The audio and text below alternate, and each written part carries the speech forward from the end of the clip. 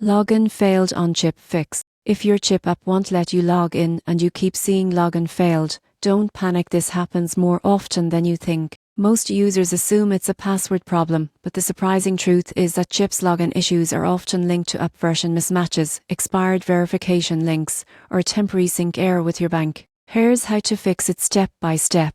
First, check your internet connection. Chip requires a strong and secure connection to communicate with its servers. Public Wi-Fi or VIAs can sometimes block the app's authentication requests. Try switching to mobile data or a private Wi-Fi network. Next, ensure your chip app is fully updated. Open your App Store, search chip and update if there's a newer version available. Login errors often occur when older app versions can't sync properly with chip's latest security updates. If you're logging in via email, tap Send me a login link. Chip will email you a one-time secure link. But here's where most people go wrong. Those links expire quickly, usually within 10 minutes. Open the latest email and tap the link immediately from the same device where you install the app.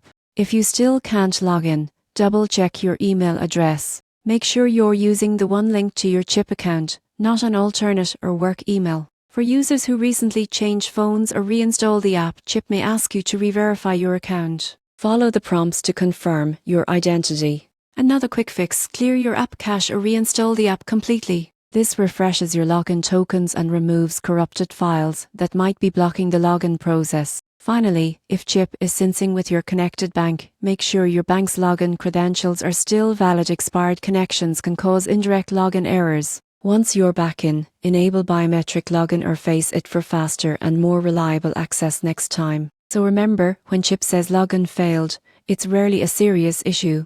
A quick connection check, update, or fresh login link is usually all it takes to get you back in control of your savings.